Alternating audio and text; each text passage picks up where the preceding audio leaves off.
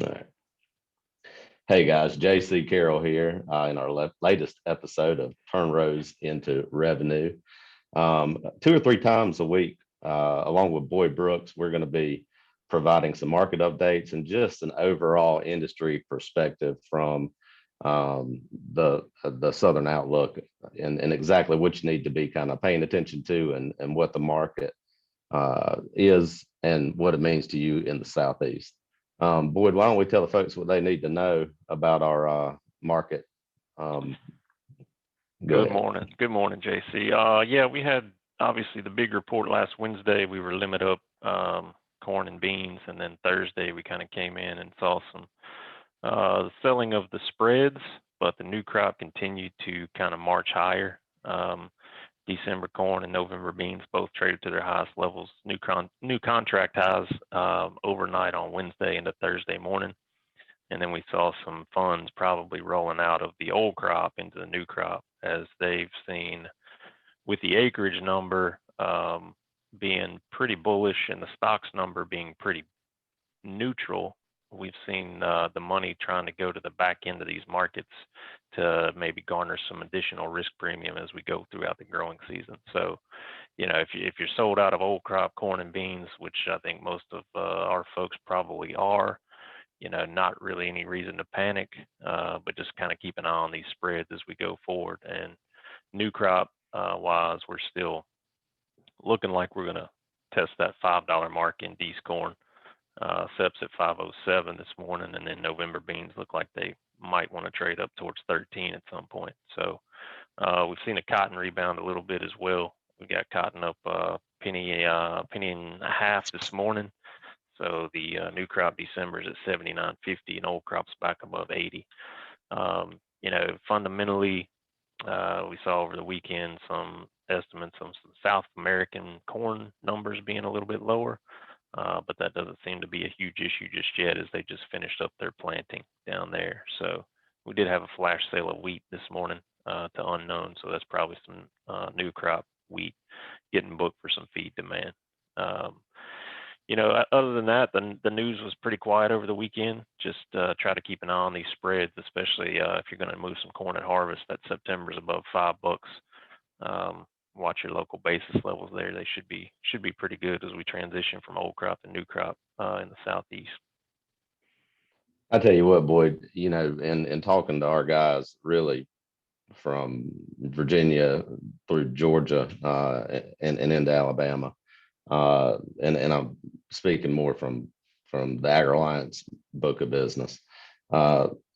We were really concerned going into this planting season on how wet everybody was, but last couple of weeks have, I don't want to say been ideal, wet in spots, but we really did have seen these corn acres kind of rolling in right now, and I feel like just locally here, I think guys are going to plant more corn acres than we originally thought that they would, just because they hadn't had to fight it too bad, and obviously the market is calling for it. Yeah, the market really wants it, and like you said, we saw a little bit of a slow start there early February. It was a little wet and cold, but with the equipment we've got today, you can catch up pretty quick. And I think I've seen the same thing from my guys in Mississippi and into Louisiana. I think they've caught up and are ahead of pace now for the most part. I did talk to a producer over there this morning. The cold temperatures kind of maybe slowed the corn down. It looks a little yellow, but they're going to put out some fertilizer here after it dries up a little bit, and it should bounce back pretty good. Didn't seem to be any too cold temperatures to really ding anything. Even on the wheat, my guys in Kentucky seem to think it wasn't far enough along this year to really hurt the progress too bad. So I think, as you say, the corn acres are going to continue to come, probably at the expense of maybe some cotton in the short term, with cotton being in a little bit of a correction mode here. But yeah, the early corn premium is going to try to buy as many acres as they can. Talking about just those acres rolling into corn from cotton, I feel like one way or another, we're eventually going to see a pretty good number, mid 80s, maybe testing 90s, whenever those planted acres come come out in cotton, just if corn keeps pulling those acres, or potentially pulls those acres away. What are your thoughts on that, Boyd? Yeah, I would agree. I think, that number Wednesday was pretty neutral, around 12 million.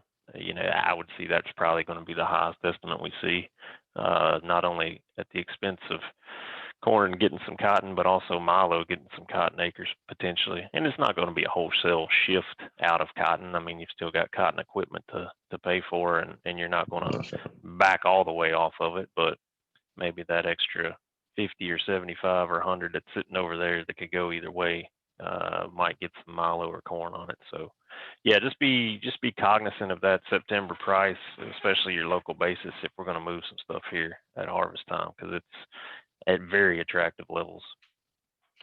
One of the things you just mentioned about your Kentucky guys, and the wheat not being hurt, we're hearing some mixed reviews out of our Monroe pocket, and just kind of really a 80-90 mile radius around Monroe, North Carolina, and seeing some, well, we have some pictures come in that you would think that the wheat may suffer from how it looked in the middle of that snap. So we got our eyes kind of on that pocket, as that's a large piece of the milling wheat production in the Southeast is right there. So it'll be interesting to see as we move through this week, kind of what that crop continues to look like, as we get maybe some warmer days now, after that freeze. Yeah, I think obviously the wheat farther south is a little bit farther along, and so that cold may have dinged it a little bit. But North Alabama, Tennessee, I haven't heard from any of my guys just yet on what their prospects are there, but seems like the Kentucky guys were pretty confident it would be okay. But yeah, the North Carolina, South Carolina, the wheat that's out there is probably, check with your crop insurance agent on how to deal with that, but there may be some damage there for sure. Yeah, that's there's always a line in the sand with that stuff, and we'll, as we get that, as we find out what that is, we'll relay that through the program here.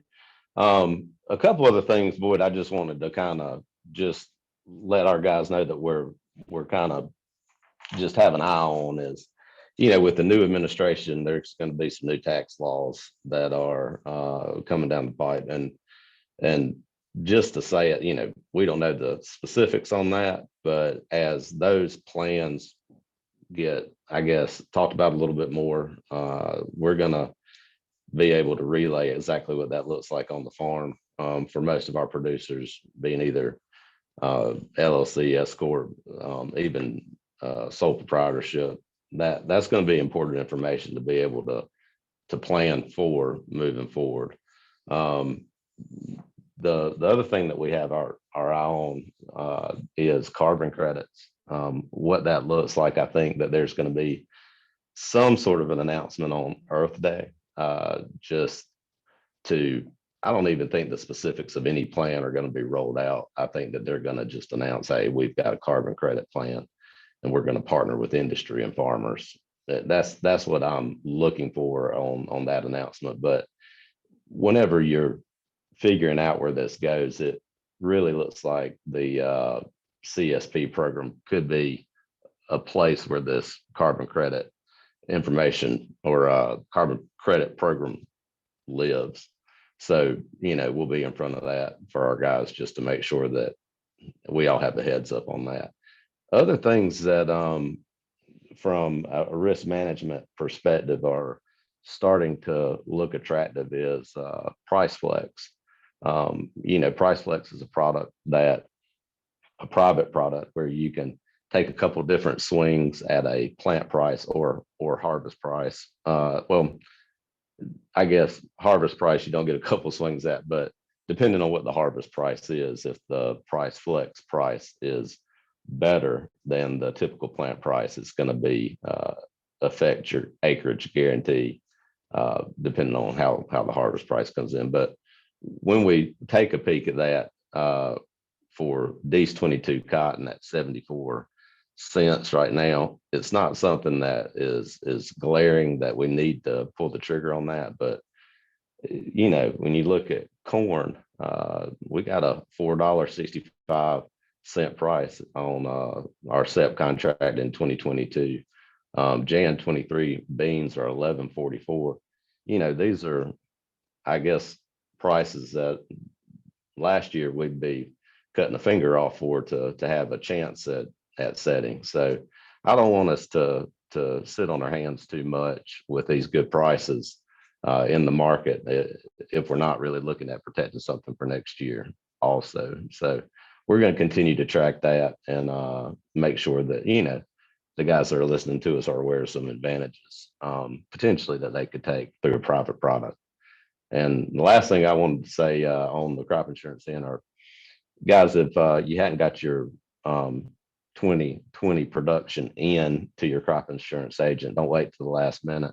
Across the Southeast, that's usually a mid-April deadline. So just kind of a heads up on that to make sure that, you know, you've got all the production numbers in that you need to, so it's not a last minute push on a day you need to be doing something else.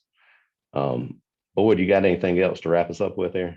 No, just kind of going back to your point about 22 prices. I mean, it's always good to be looking out there, but with the increase in input costs, you know, I don't think it's something that you want to go into naked without having a margin locked in on that stuff. So, you know, if you can buy some inputs and lock in a decent margin, okay, but I would be a little reluctant to just go out and sell 22 beans at 11.60 or 11.45 and new crop corn at 4.60, just because those are good levels. So we've got enough tightness in the balance sheet where I think we'll see some opportunities there as we go down the road. Yeah, absolutely.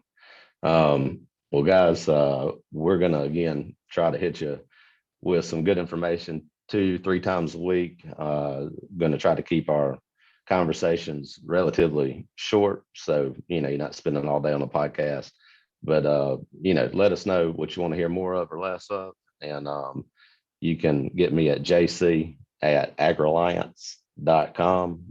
That's AGRILIANCE. And Boyd, why don't you give your Boyd, contact information? it's Boyd at aletheiarisk.com or UK Corn Trader on Twitter. All right. Appreciate your time, Boyd, and have a great day, man. And everybody out there, stay safe, and we'll be back to you soon. Thank y'all.